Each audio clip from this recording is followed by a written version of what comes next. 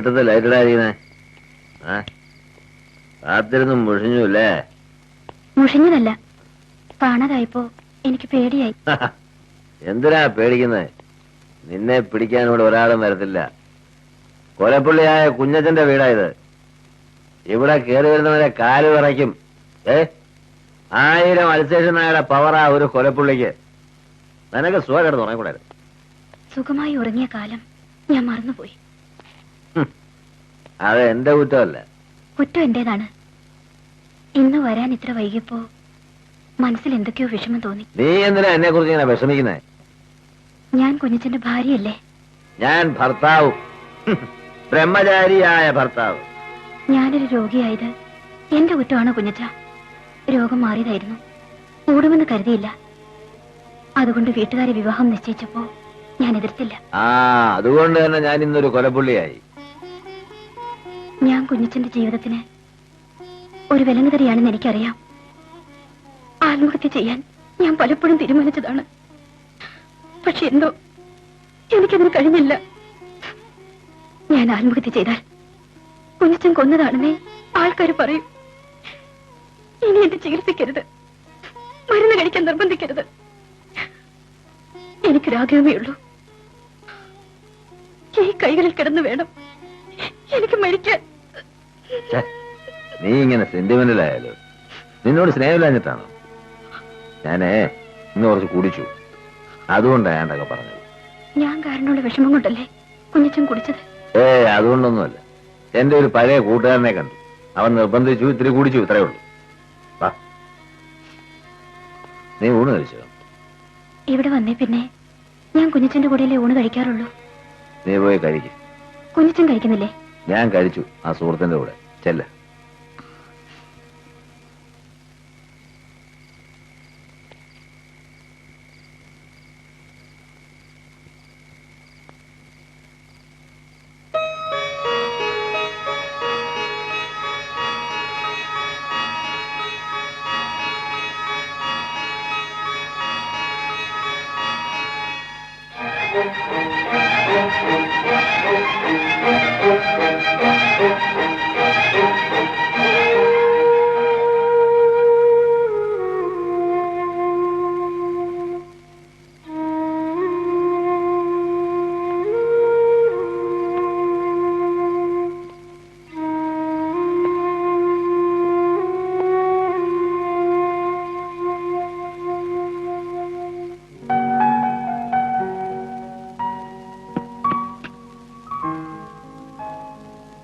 അവന്മാർ ഇതുവരെ പോയിട്ടില്ല. അസൂയ. ആദ്യ രാത്രി 2ാം ദിവസം പറയുന്ന അവന്മാര് പറയുന്നു. കൂട്ടുകാരാന്ന് പറയട്ടെ എന്താ കാര്യം? എന്നേക്കാൾ മുമ്പേ കല്യാണവും കഴിച്ച് 2ഉം 3ഉം കൊച്ചുങ്ങളുടെ തന്തയാവന്മാരാ അവര്. ഇരിടോ. ആദ്യ രാത്രിയിൽ വ്രീളാമുഖിയായിരിക്കുന്ന മണവാട്ടി എന്നൊക്കെ പുസ്തകത്തിൽ വായിക്കാൻ കൊള്ളാം. കാലം മാറിയില്ലേ?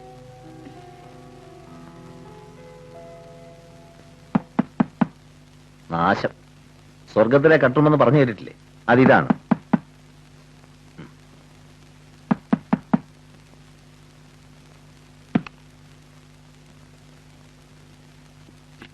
ആഹാ, നീ ഇവിടെ ഉണ്ടായിരുന്നോ? ഞാൻ അപ്പുറത്തെ പെണ്ണുങ്ങളുടെ നോക്കിയായിരുന്നു. അതെങ്ങനെ? മണവാട്ടിയെ മണവാളിന്റെ അടുത്തല്ലേ നോക്കേണ്ടത്, അല്ലേ ജയമേ? നിനക്ക് സുഖമില്ലെന്ന് പറഞ്ഞിട്ട് ഞാൻ വിചാരിച്ചു നീ കിടക്കായിരിക്കും. എന്താ അസുഖം? എന്നിട്ടെന്താ എന്നോട് പറഞ്ഞില്ലേ? ഓ പിന്നെ, പെണ്ണുങ്ങളുടെ എല്ലാ അസുഖം ആണുങ്ങളോട് പറയാൻ പറ്റുമോ? അതും പരിചയപ്പെട്ടിട്ട് നേരത്തോട് നേരെ ആവുന്നതിന് മുമ്പ് അല്ലേടി? ഓ അതാണോ? എന്റെ ഭാഗത്തുനിന്ന് ഒരു ശല്യം ഉണ്ടാവത്തില്ല. വേണ്ട വേണ്ട, ആണുങ്ങളെ എനിക്കറിയാം. ഇന്ന് അവൾ എന്റെ കൂടെ കിടക്കട്ടെ. ഇത്രയും കാലം ഒറ്റയ്ക്ക് കിടക്കാമെങ്കിൽ പിന്നെയാണോ ഈ ഒരു ദിവസം? ഒരു ദിവസമല്ല, 4 ദിവസം ഇതിന്റെ ഒരു കണക്ക്. കുഞ്ഞിച്ചൻ കിടന്നോ? നീ വാ.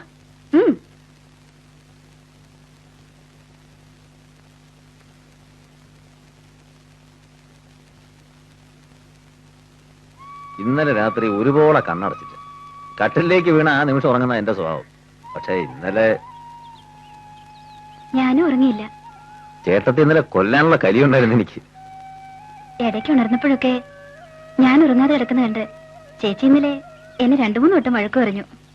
അവർക്കൊക്കെ പറയാം, ഈ ദിവസങ്ങളിലൂടെ അവരും കടന്നുപോയെന്ന് അവരൊക്കെ ഓർമ്മിക്കാത്തെന്താ? കല്യാണമേ വേണ്ടെന്ന് വെച്ച് നടന്നവനാ ഞാൻ. ചേട്ടത്തി ഒരാളുടെ നിർബന്ധം കൊണ്ടാ ഇപ്പോഴെങ്കിലും ഇത് സമ്മതിച്ചത്. ഫുട്ബോളിൽ വലിയ കളിക്കാരനായിരുന്നു അല്ലേ?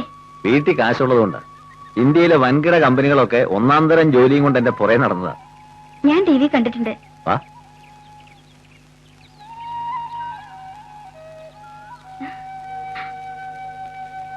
പറമ്പൊക്കെ ഇഷ്ടായ?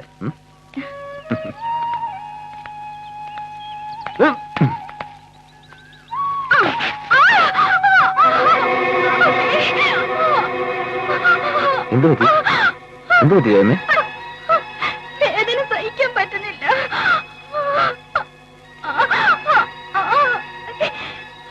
നമുക്ക് വീട്ടിൽ പോ. നീ കരയാതെ ഈ മരുന്ന് കഴിക്കും.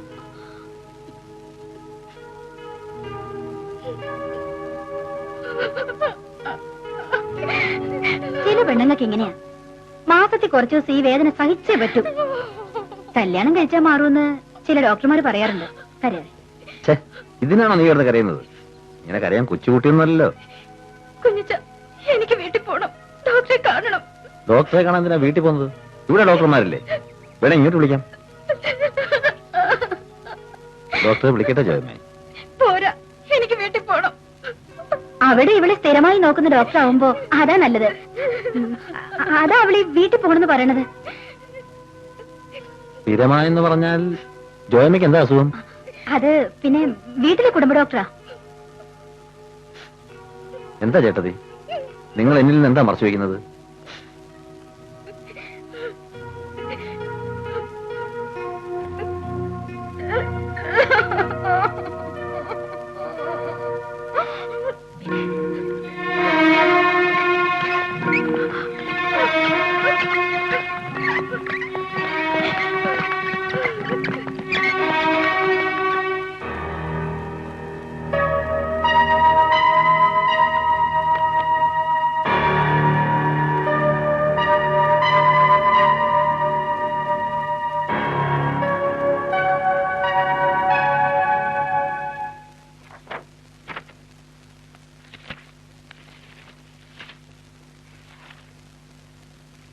റേഡിയേഷൻ മുടക്കിയതാണ് ഇപ്പൊ ഇതിങ്ങനെ വർദ്ധിക്കാൻ കാരണം.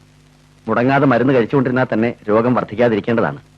രോഗത്തിന്റെ തുടക്കത്തിലെ ഒരു അമ്മയാകാനുള്ള കഴിവ് നഷ്ടപ്പെട്ടു കഴിഞ്ഞു. ഇനിയിപ്പോ ശാരീരിക ബന്ധവും പറ്റില്ല. രോഗിക്ക് ദുസ്സഹമായ വേദന അനുഭവപ്പെടും. ഇനിയിപ്പോ ഒരു മാർഗമേ ഉള്ളൂ. യൂട്രസ് റിമൂവ് ചെയ്യുക, ഡയാലിസിസ് നടത്തുക, മരുന്ന് മുടങ്ങാതെ കഴിക്കും.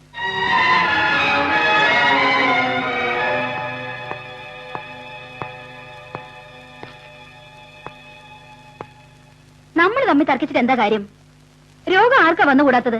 ഇത് നിനക്കായിരുന്നെങ്കിൽ അവള് സഹിക്കണ്ടേ? അവക്ക് വന്നാ നീയും സഹിക്കണം. എന്റെ മുമ്പിൽ പോകുന്നുണ്ടോ നിങ്ങള്? നീ എന്തിനാ എന്നെ നേരെ ചൂടാവുന്നത്? ഞാനെന്ത് ചെയ്തിട്ടാ? നിനക്കൊക്കെ നല്ലത് വരാനേ ഞാൻ ആഗ്രഹിച്ചിട്ടുള്ളൂ. നിത്യരോഗിയായ അനിയത്തി എന്റെ തലയെ കെട്ടിവെച്ചത് എനിക്ക് നല്ലത് വരാനാണല്ലേ? കർത്താവേ, നീ ദൈവദോഷം പറയരുത്. 10-13 കൊല്ലം മുൻപ് നിന്റെ അമ്മയുടെ സ്ഥാനത്ത് ഈ വീട്ടിൽ കയറി വന്നോളാം ഞാൻ. അതെ, എന്റെ അമ്മയുടെ സ്ഥാനത്ത് നിങ്ങളെ കണ്ടതാ എനിക്ക് പറ്റിയ തെറ്റ്. കാള കളിച്ചിരുന്ന നിനക്കേ ഒരു കുടുംബവും നല്ലൊരു ജീവിതം ഉണ്ടാക്കി തരാൻ ശ്രമിച്ചതാ എനിക്ക് പറ്റിയ അബദ്ധം. എന്നെ നന്നാക്കാനോ അതോ നിങ്ങളുടെ കുടുംബത്തെ രക്ഷിക്കാനോ? സ്വത്തുക്കൾ കൈമറിഞ്ഞു പോകാതിരിക്കാൻ, അനിയത്തിക്ക് ഒരു ഭർത്താവ് ഉണ്ടാകാൻ, അതായിരുന്നില്ലേ നിങ്ങളുടെ ലക്ഷ്യം? അതിനല്ലേ നിങ്ങൾ എന്നെ ബലിയാറാക്കിയത്? ഇതിനൊക്കെ എന്നോടല്ല നീ തട്ടിക്കറേണ്ടത്. സ്വന്തം ചോരയില്ലേ ചേട്ടൻ? ആ ചേട്ടനോട് ചെന്ന് ചോദിക്കും. എല്ലാരും എനിക്കറിയാം. ആരെയും ഞാൻ വെറുതെ വിടാൻ പോകുന്നില്ല. എല്ലാറ്റിനും ഞാൻ ഭാരം ചോദിക്കും. നീ ഞങ്ങളെ എന്ത് ചെയ്യാനാ? അവരോട് ചെയ്ത പാപത്തിന് ദൈവം തന്ന ശിക്ഷയാണെന്ന് വിചാരിച്ചാ മതി. പോകുന്നുണ്ടോ എന്റെ മുമ്പിൽ നിന്ന്? മാർപ്പാപ്പ തിരുമേനിയുടെ കയ്യിൽ നിന്ന് ഷെവലിയർ പട്ടം വാങ്ങിച്ചിട്ട് കണ്ണിക്കണ്ട കൊള്ളരായ്മകളൊക്കെ ചെയ്ത ഷെവലിയർ പത്തത്തിന്റെ മക്കളല്ലേ നീയൊക്കെ?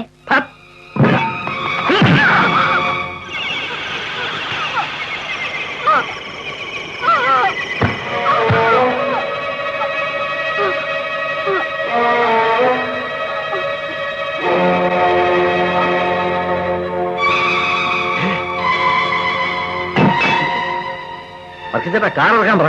വണ്ടി ഇറക്കാൻ പറ.